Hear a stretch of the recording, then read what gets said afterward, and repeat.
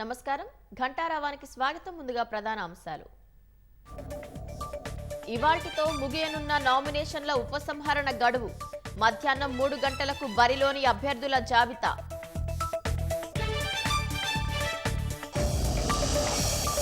ఆరో దశ లోక్సభ ఎన్నికలకు విడుదలైన నోటిఫికేషన్. 57 స్థానాలకు ప్రారంభం కానున్న నామినేషన్ల ప్రక్రియ.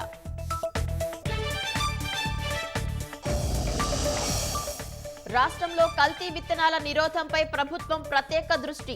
కొనుగోలులో రైతులు అప్రమత్తంగా ఉండాలని సూచన.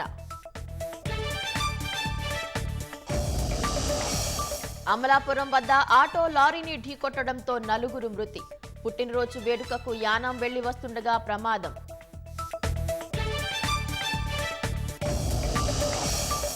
గాజాకు మరింత సహాయాన్ని అందించేందుకు అమెరికా చర్యలు. సరిహద్దుల్లో మరిన్ని దారులు తెరవాలని కోరిన బైడెన్.